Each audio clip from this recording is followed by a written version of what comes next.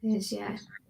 Hi, and we're live. So, hello everybody, and thank you for watching. We're back. We missed a week last week, but we're back. And thanks for watching us. If you're watching the replay or whether you're watching live, drop a comment in and say hello. Let us know that you've seen us. Let us know that you're here. And of course, as always, ask your questions and share your experiences. So, we've got Anita with us. Hey, Anita. Hiya, you okay? Hi. Yeah. Very So good. tonight we were thinking about talking about dreams. So dreams is always fascinating. To me, it's kind of like I like the puzzle of dreams. So I have very vivid dreams now, and sometimes I can have 2 or 3 dreams a night and remember them, which is a little bit strange. But I always find it's a bit like reading tarot, isn't it? How you interpret what's going on in your dreams, and it can really give you some strong messages for life. Definitely. Yeah. Do you have many vivid dreams? I do. I've forgotten the word now. It'll come back to me. I'm a lucid dreamer, so basically, Mm. I can actually, when I'm dreaming, I can actually change the outcome of my dream, Right, and I've been right. able to do that from a very young age. And Mm. like someone, also my dreams are always in really sort of technical. So colour's always been a big part of it. But Right, yeah, I right. mean, I had some amazing dreams as a young child, Mm. which is really good. And obviously, lots of different sort of how things can change through your life as well.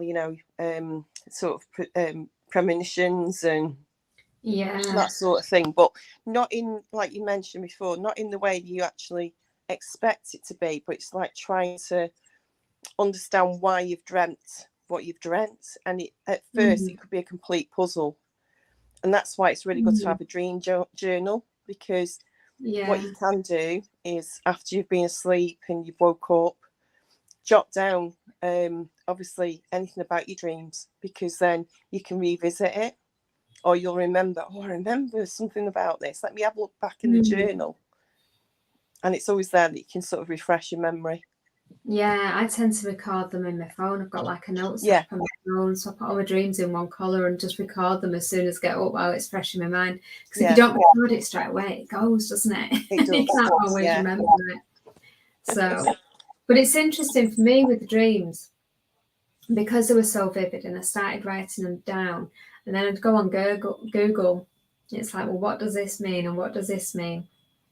Whereas now, I think because I've been doing it for such a long time now, I'm finding I can actually automatically interpret my dream yeah, and know what it means and what it's telling me. And I had a vivid dream the other day, and it felt like a nightmare at first, and I think that was a lucid dream, because throughout this dream I realised I wasn't happy with this dream.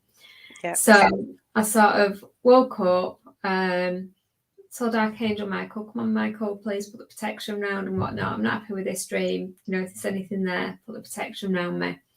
And then I went back to sleep, and I found I was in the same dream, but I changed what was happening. I changed the outcome of the yeah, dream. So it didn't feel as bad. I felt more in control in the dream, which was interesting.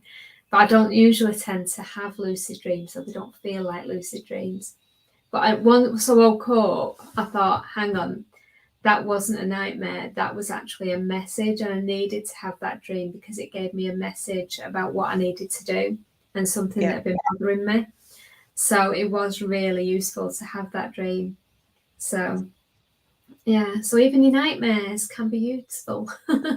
Yeah, because they don't always mean what you expect them to mean. So, No. it can be frightening, but obviously we've got to go through the fear to then get the healing. So sometimes fear does actually, obviously it can make it a lot worse, because, Mm. you're scared of what's going to happen.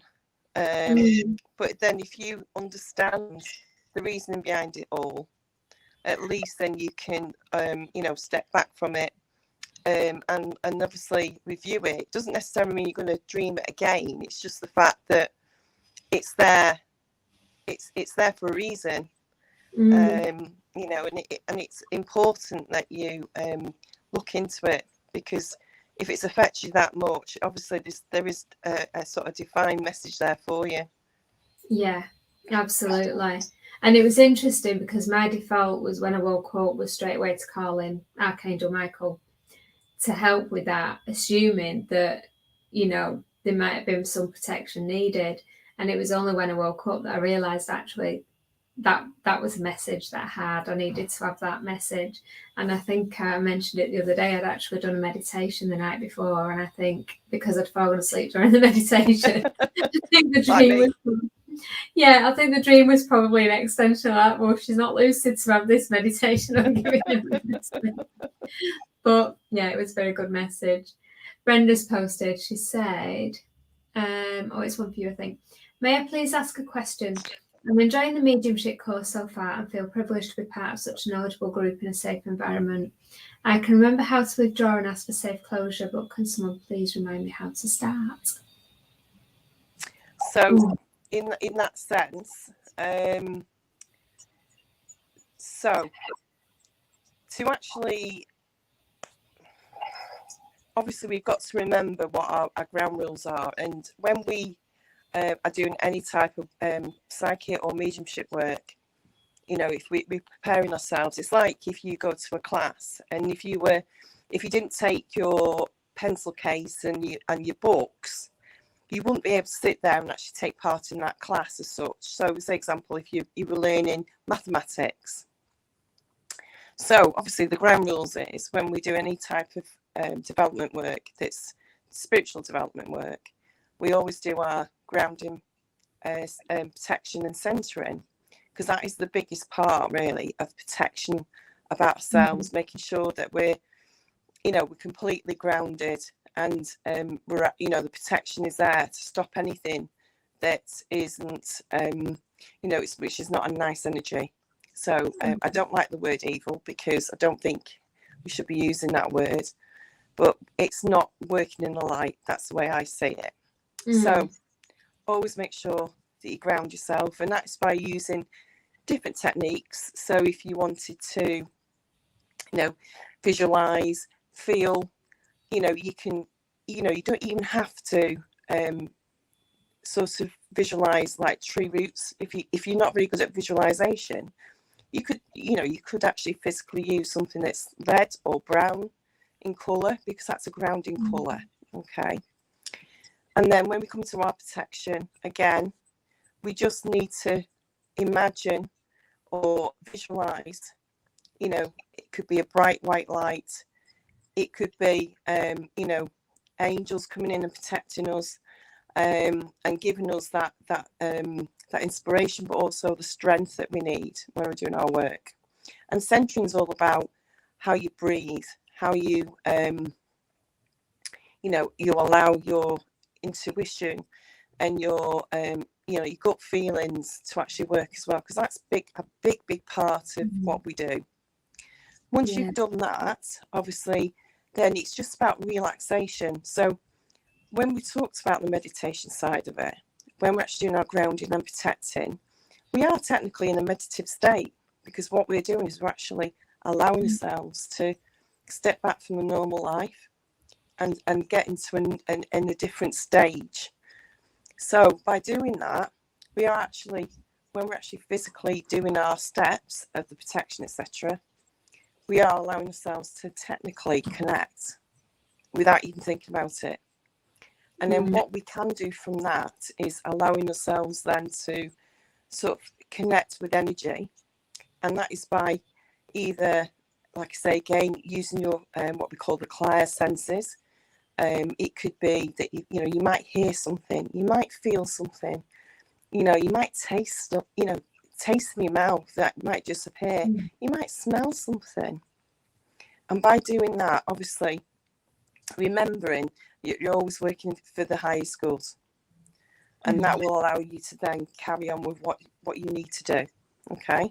Yeah, I would recommend, and I'm sure you would, Anita, that if you do mediumship before joining a class, don't just don't do the connection side of it. Yeah, you need to be in a controlled environment, and it is about what my key to it all is meditation. because meditation allows us, our minds to actually clear, and it makes our minds quiet. So that then allows us to do whatever type, whatever vibration that we want to work with. So it might be with angelic energy. It might be obviously spiritual energy. But remember, it needs to be in a controlled environment. So it needs to be, at least with another person that's actually trained, a trained medium. If you're actually doing mediumship work, if you're actually trained as a psychic, so you've gone through some sort of development class and you've actually been taught the skills correctly, then obviously you know that how developed you are. So obviously, like you, Mel, your ability, because you've been doing this for quite a long time, you're able to do this, but you know yourself that you wouldn't just do it because, we talk about obviously with the mediumship group as well. The tools that you can use, you've got to be so careful. We talked about what Ouija boards can do, and they can really cause a lot of disarray, really, because that's what it is. It's, you just don't know what you're connecting with. It's like not a little bit of knowledge can be a dangerous thing. Yeah, it can, and it always should be in a controlled environment. So that's why we've mentioned about possibly having a development group where we've got the ladies which have trained under myself in the development group, the mediumship development group, actually holding a circle, so that allows other people to come and train in a safe environment. And that allows you guys to obviously understand how important it is just to even do the basics before we do any other type of work. So with Brenda, obviously you're aware, always do the basic tools of the ground centering and protection. Brenda, the meditation course that you've just done with me at the start of it, we always do that grounding, centering, and like the breathing afterwards, and the protection. That's always a part of every meditation, and there is a little document in there that goes through the different parts of it that you can read through and use just as a bit of a reminder. And also you're in the membership group for Feel the Vibes as well, and there is a little mini course on there of protection in that group as well, which will give you lots of good tips of other tools and things that you can use as well for that spiritual protection. So it's worth going back and doing a little bit of a refresher for that as well. And it is, it's a big part of it, obviously, because the more development you do, especially like say with the development classes that you've been doing, the more energy you're going to actually attract. So that's by obviously providing those basic training tools that obviously you've got, Mel, in your group, and talking through what what our bodies do throughout our courses, and how we sort of interpret energy. It's a big part of it, isn't it? So it's like learning from the beginning, and it's so important. Absolutely. For anybody watching, if you are interested in developing as a medium, Anita is a fantastic teacher. I know she won't say this herself, so I'm going to plug you, Anita. Sorry. Thank you. But I know you are going to be starting an online class soon as well, aren't you? Yeah, which is I am. just for as an in-class circle. So that is something that's open to everyone. And what I will say about Anita, she is so experienced as a medium, and as a very advanced medium. I mean, you do all your channeling, and you're a trance medium as well, which there aren't so many trance mediums about, are there? That's quite a... No, I mean, it's you've got to be, it's very difficult, isn't it, to say we've all got different gifts. And I would say that when someone says to you about psychic work, for me personally, as you develop, the first sort of senses that you get are like your clairaudience, your clairsentience, and your clairvoyancy.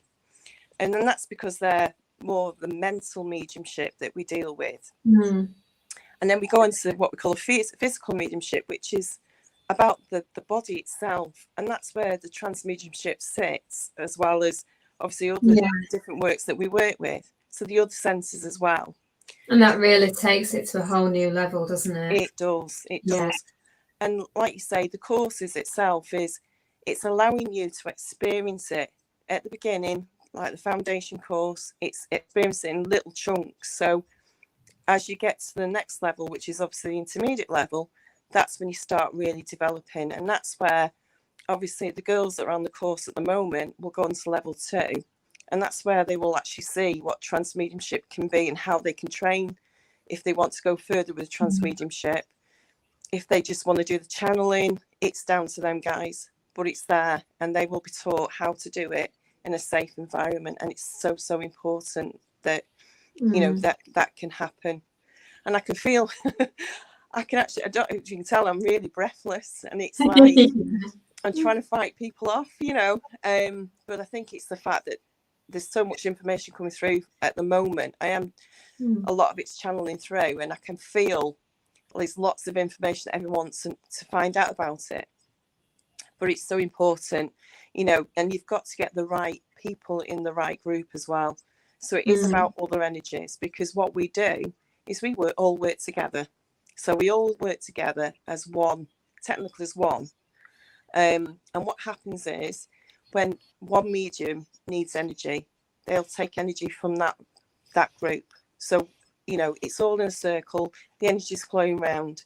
And if they need to pull that energy in, they can do that, and they can take that energy and work with it.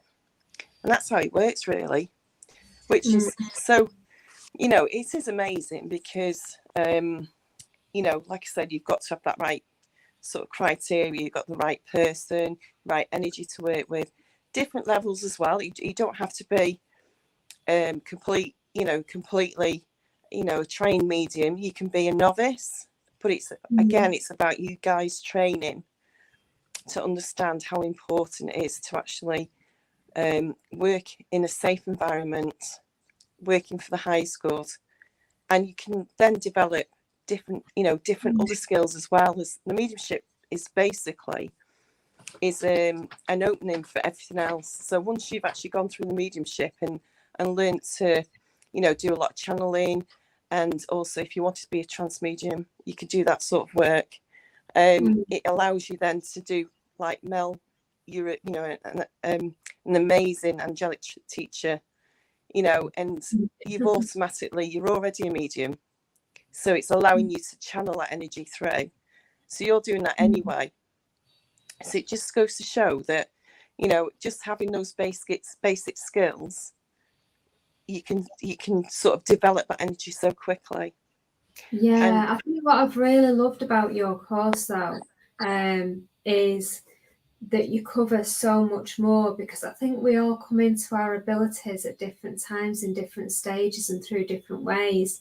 So a lot of my sort of mediumship development has come through the work with angels rather than work with spirit. And then through animal communication, which is a similar sort of thing.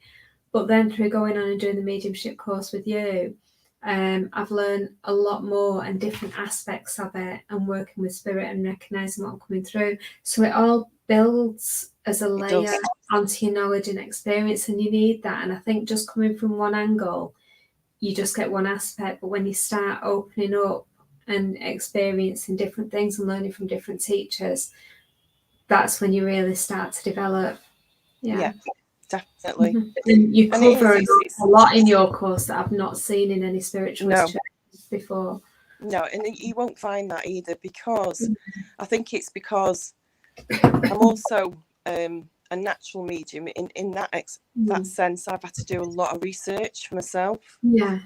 And, you know, I've obviously tuned in to understand what I need to know and what I don't need to know, if you know what I mean, because everything's always on my intuition. You know, I've got no sense of direction whatsoever in that sense. So say example, I could be out on the road.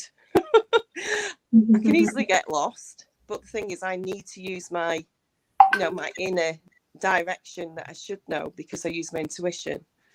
So by that sense is, you know, I may read something, and the thing is, it doesn't go in. and it's not meant to go in because I'm not meant to retain it. But there'll be other stuff that, you know, that really resonates with me. And that's what I've done. That's the part of the training course that I've done, because it's so important to pass that information on. One of the biggest things for me is the understanding what the clairs are, and people don't realise there's a lot more than 4 clairs. You know, that's where it's so important, and understanding which clairs are which and why they work together. You know, some merge together. You know, that's been a real revelation for me, actually, when you actually start thinking about it. And you know, you automatically think, oh, it's, you know, it's just my clairsentience, but it might not be. You might be using another sense with it, and that's sat behind it, and you think, well, actually, how come I know this but I feel it as well? You know what I mean? So it could be claircognitance as well as your clairsentience. And the physical mediumship coming through, because you can take on the traits of that person, can't you, while you can and knowing. And the physical thing, especially with either overshadowing, or what we mean by overshadowing is when the energy comes, the spirit energy comes very close to your own aura, so it sits across your own aura. So basically, either in front of you or behind of you, they will actually come that close to you, but actually not enter your body.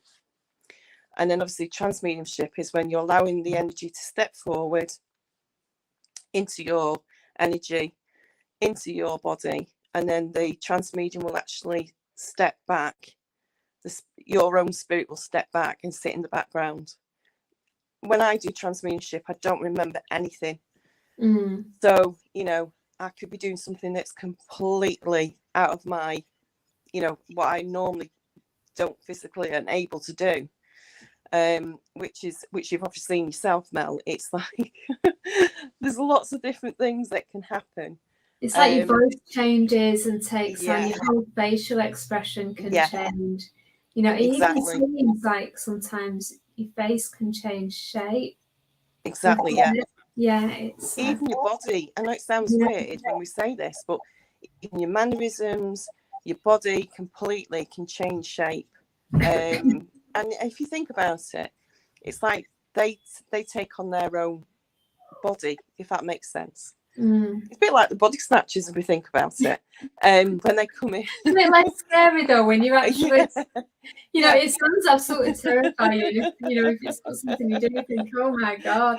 But when you actually and you start I'm not walking either. You know what I mean? So, and another thing we discussed on the course as well was about walk-ins, and a lot of people have not heard of that term before. And what we mean by walk-ins is when your energy can actually physically walk out, and then another energy can walk into your body, and that's when it can be so dangerous, because what can happen is, if you're not trained and you've allowed that to happen, then your energy is no longer there, and your characteristics are no longer there, because the energy that's walked into your body is completely different.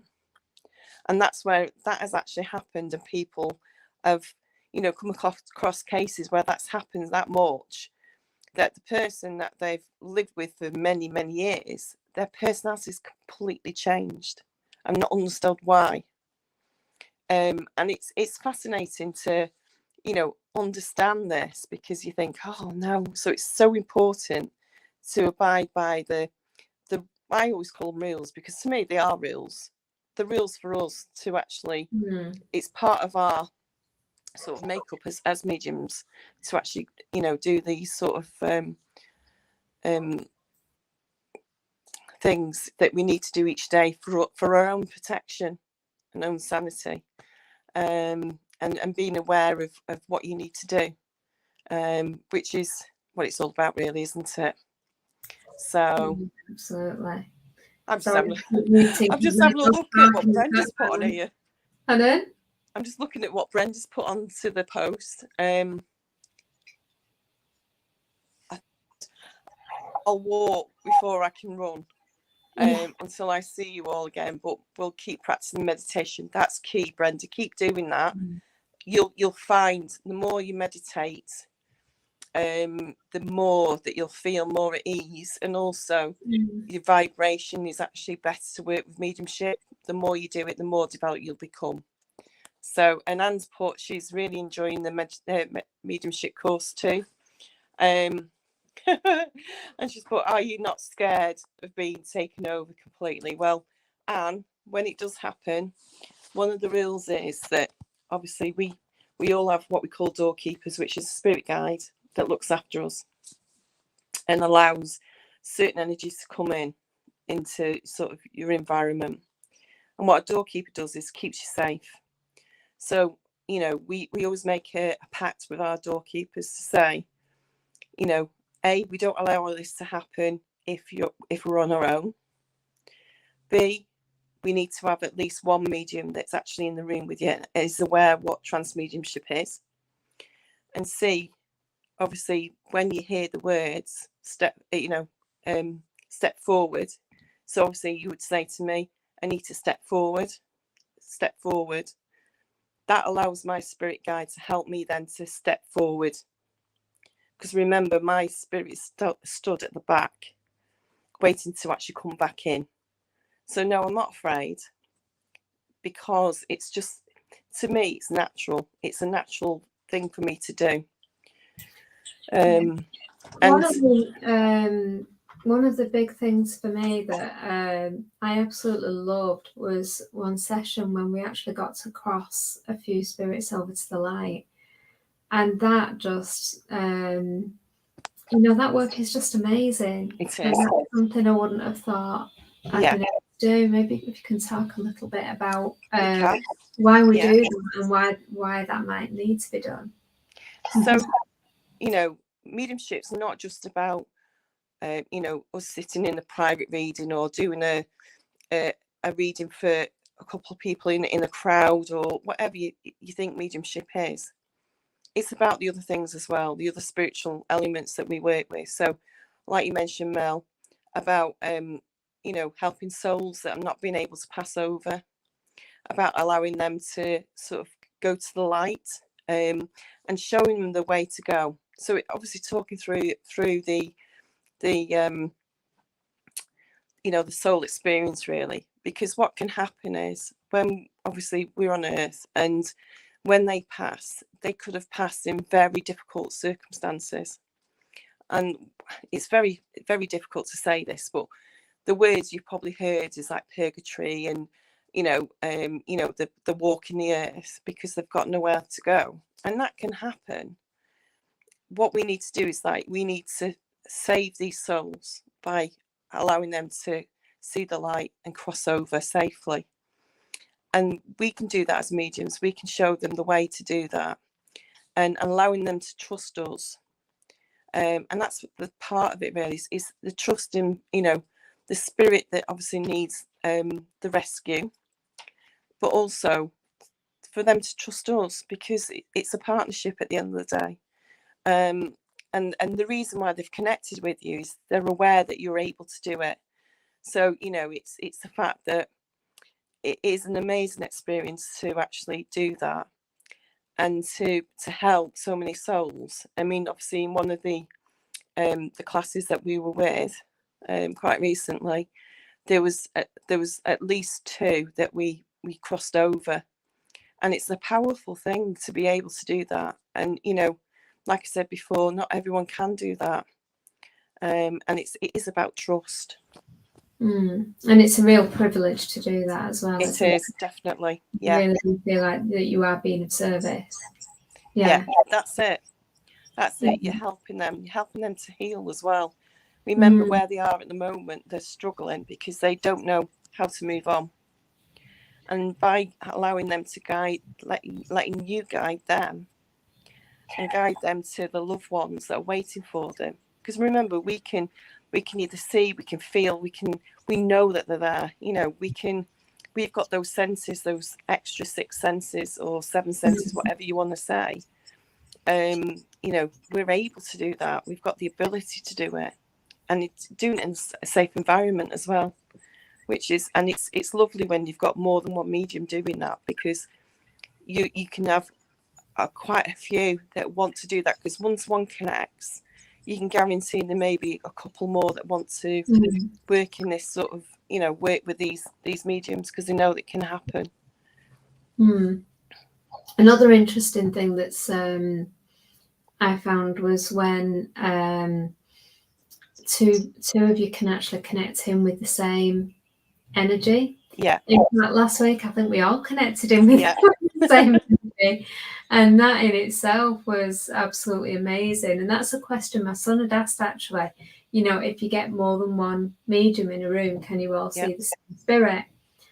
And I said, yeah, I think so. I wasn't quite sure at the time. But what was interesting was that we all had different clairs and used different clairs to connect with spirits. So although the spirit came through to all of us, how we all connected with it and what we got from that was different, even though it was the same person.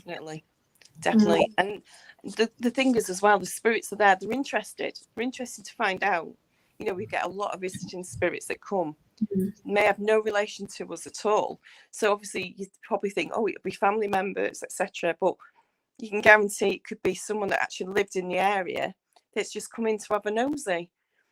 And it's really interesting, isn't it, to find out these things about people and how we use these different senses. And like you mentioned before, you've never really gone into using all your clairs. And it's so important to develop those as well, because the more you develop, the more you get out of it. So yeah, absolutely. Well, I know we're all absolutely loving the course, Anita. So very cool. There's no doubt about that. Small that I would say is it anybody. I love doing it because I know that you're all getting something out of it, and I love it because I love teaching anyway. And I also liked being part of just being in that environment and seeing people develop, because it's so important. Spread the word out there. Yeah, that's one of the things I love when I'm teaching my angelic Reiki, and you can just see the progress people are making, can't you? It's there's nothing better. Exactly. So you need to let us know then when your course is going live, so that we can, and if anybody wants to find out or pre-register, can they do that? Can they contact you? Yeah, you can drop me a line. Yeah, if you email info at, and it's Crystal Holistics, so it's all one word, .co.uk. Right, hang on 1 second. Info at crystalholistics.co.uk, is that right? Yeah. And then what I can do is pass on the details to whoever it is, or if they want to WhatsApp me or message me. I've got a Facebook page, which is Crystal Holistics, and my WhatsApp, I can give you the number as well, which is obviously 07835 454 405. Brilliant. That actually, we might have to post that in the group afterwards. I've tried posting it as a comment, and I think it has gone onto YouTube, your email address, but not Facebook. So maybe you can share that in the comments afterwards. Yeah. I think on the Facebook anyway, it's got the WhatsApp. It should have the WhatsApp on it, so you can just click into it, and it'll send me a message anyway on Facebook. So. Yeah, brilliant. What I absolutely love as well about working with Spirit is Spirit have their own agenda, and it isn't always the same agenda that you have. So tonight, for example, earlier on in the day, it was quite interesting because I was thinking what we're going to talk about in tonight's call. And I was very drawn to talk about mediumship and talk to you about mediumship. But I stuck with a plan and said, we'll talk about dreams. But Spirit obviously wanted us to talk about mediumship tonight. Yeah. And they find a way. They always do. of bringing it round. Yeah, and they that's do. something else I absolutely love about it. So if anybody else has any questions about mediumship or want to share any experiences, again, please do post in the comments, and we do check the comments afterwards, and we can sort of answer any questions either in the comments or in a future call. There's so much to learn, and it's all absolutely fascinating, isn't it? So yeah, it is. so Definitely. brilliant. So Brenda said she can't stop yawning, but not a tired yawn. That's me from Sunday. It's all that means. It's all that meditation. The last call, and I was saying about the yawning, and I struggle yawning when I'm talking. You said about the pressure. It's starting me off now. It's contagious. Once someone, it's actually true. I read that recently. When someone actually mentions yawning, or you see someone yawning, it is actually contagious. It's dangerous to say it around me. I'm terrible for yawning. Yeah, honestly, and it is to do with the brain. It's just like it's amazing when you pick up these things. Yeah, but I'm terrible. Yeah, it's also a sign of release when you're healing. Yeah. And what you'll find with animals yawn a lot when they say they yawn when they're stressed, but it's also when they're actually releasing stress. So you might notice it with your dog if they've been in trouble and you tell them off something, you might see them yawn, and it's sort of releasing the stress from being told off. It's just one example. Or if they've been barking a lot at something and you calm them down as they're starting to calm down, you'll see them yawning. Yeah. So it is a way of sort of releasing stress and healing as well. So. And it's all about the oxygen levels in the body as well, believe it or not. I'm off now. I'm trying to. It's when you've not got enough oxygen going around in your body, so therefore you need to yawn to get more oxygen in. So that's why they always say it's when you're overtired, you do sort of yawn a lot more, don't you? Yeah, I find when I'm talking a lot as well, though I mustn't be talking. I am a shallow breather. So, yeah, me too. I'm terrible. Must admit, that's why. Hence, when I do meditation, I really, one of the key things for me is doing the 5-second rule. So, by deep breathing in and then holding it for 5 seconds, and then releasing it, and release for 5 seconds, that sort of overcomes it. Yeah. But when I'm out and about, I'm terrible. I really breathe very shallow. So it can be quite difficult to get your breath, isn't it? Yeah. We're going to have to change the subject now because Anne said we're all at it now. I think Anne's yawning. We'll have everyone else speak before we know it. That's not what this is about. Oh dear. Well, I'm not yawned yet, so that's a good sign. Not like me last night. Flipping out, I don't know what happened last night. Oh. It was really good, the meditation, though. Obviously, I was doing Mel's meditation for angel meditations for the course. So that was Tree of Life now. Angels. Yeah, Angels of the Tree of Life, and it was the last one last night for you. It was fantastic. It sounds so quickly. So yeah. So that was really good, and I got a lot out of that. I mean, I'll just keep doing it because I just think I need more and more. I work with angels anyway, but I think it's more. I've got a thing with the Tree of Life anyway. I'm always, I'm really connected to it.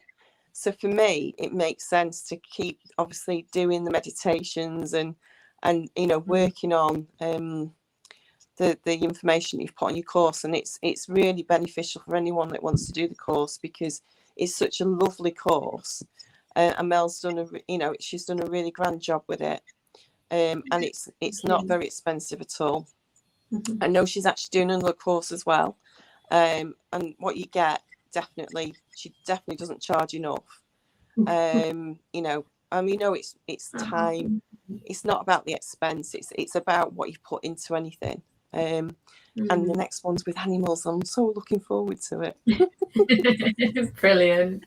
Oh, I can't wait. No, it's really interesting. And the reason why I put the Angels of the Tree of Life meditation together is because a lot of people who work with angels understand sort of different qualities of the different angels, but not everybody actually understands how they all work together to give a final picture. And I think what the course does, it actually brings it together so you can see how they all work to create something from start to finish, and with the whole of creation and everything. And it's I've really enjoyed doing it, and it's been so nice. I can't believe that we've just I know, like I said, that first round. The last one, I was like, what? Yeah. So the thing is that I mean, it was 10 sessions, wasn't it? So you did 10 weeks, and it just flew by. It's like every Monday at 8 o'clock, you knew that it was the meditation and the, and it was just lovely to do. Yeah. Well, that is there on an evergreen now. So, but I will run it as in person again soon. I think, 'cause I really enjoy doing that. So, yeah, I may do it as cycle. So I run the angels one, then the animals one as an in-person, and then the angels. But the beauty is, once you've signed up to the courses, you've always got them to go back, so you can do them as often as you want as well, which always helps, I think. It does indeed. Yeah. And it's just about understanding, isn't it, about the vibration and like you said with the angels, you automatically think they do one thing, but they also relate to other things, and it sort of opened my eyes to be perfectly honest, going through the course, because you don't always see them doing particular sort of roles and sort of things that we sort of intention and and about determination, that sort of thing, and you think, yeah, it actually makes sense, doesn't it? Yeah, and I think that's another thing, like with the mediumship, you learn from different things, but when you experience different teachers, you learn different perspectives and different angles of that, which brings things together, doesn't it? It does. Yeah. And another thing that I loved from doing that, because a lot of the group members who did my course are also doing your mediumship course. And I found the two really complemented each other, didn't they? Yeah, it come across quite well, really, didn't it? Because we didn't expect that to happen. No, because we both planned the courses completely separately, but they did really complement each other well. Yeah, so exactly. Well. Yeah. And it is about working with all the different skills that you've got, really. You might not use them all in one go, but what you can do is, you can, like, if you want to work with animals, obviously, excuse me, you can work with the angelic Reiki if you're obviously attuned to it, or you can do Usui Reiki if you're attuned to it, or you can do mediumship healing, which is like spiritual healing. But again, you've got to be very careful of, remember, it's your own energy that you're using when it's spiritual healing. So you've really got to be careful. So, I always love using Usui Reiki because I know I'm not using my own energy. So in that sense, you still got, you still got the healing ability because you're attuned to Reiki. But what it allows you to do as well is you are actually able to use your medium skills as well if you wanted to as part of that, and it works really well together. Yeah, it really does. It's fascinating. I think that brings us on to some healing again at some point, doesn't it? We'll have to have a conversation about that. I think for now, though, we've given so much. There's been so much come out tonight's conversation again, which, as always, there's just so much to learn, isn't it? But it's always fascinating. It is. So, I mean, like you say, it's everyone's perspective, isn't it? I mean, unfortunately, Jo couldn't make it today because she's not well. But it's like, she's been a medium for such a long time, and her training is completely different to my training. Yeah, I've learned absolutely loads from Jo as well. Yeah. So you know what I mean? It's how you perceive things, and a lot of it is intuitive. Especially if you channel a lot of stuff. You're giving that information directly from spirit. You're not actually. It's not yours. You're passing that message on. So again, it's just learning how to use those skills. and pick up on, you know, helping others as well. It's a big thing for me, obviously, helping others to develop, but also to see them develop. You know, there's two different things. They can learn something from you, but it's what they take away from you when you're actually teaching them. I think that's the biggest thing for me.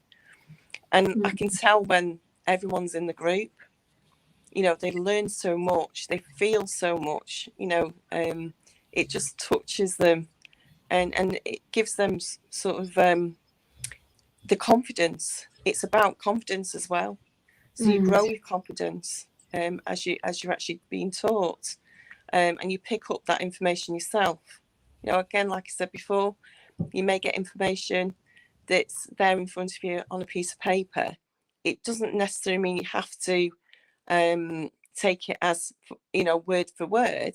You might have your own interpretation of it, but however, what you can do is you can use that as a guide, and then you can later on, you can actually, if you learn to channel properly, then you'll be able to channel and get your own information, how they want you to work.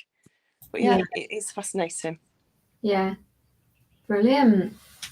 Well, I think we're going to leave it there. We've been on 45 minutes tonight. Like I say, we've given lots of information.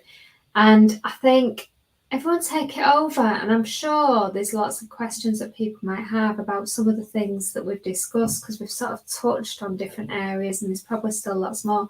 So again, do post your questions, keep them coming, and we can, you know, keep going back, and, you know, we can chat about this forever. We really could. Yeah. But for now, we'll let you go away and yawn. Oh yeah. I'll be fine. Like 15 Or if you yawn through sleep, you can go and have a sleep. I've talked that much. I've talked as much as I have done all day. Really? And I do talk. Oh, can't we all? Yeah, exactly. Right, so thanks for watching, everybody, and do let us know your thoughts and say hello. And said even Mindy's yawning. Mindy's a dog. Brenda said, what's she stressed about? And Brenda said, thanks for tonight's call. Oh, she's welcome. All right. As always. Everyone. Bye now. Bye.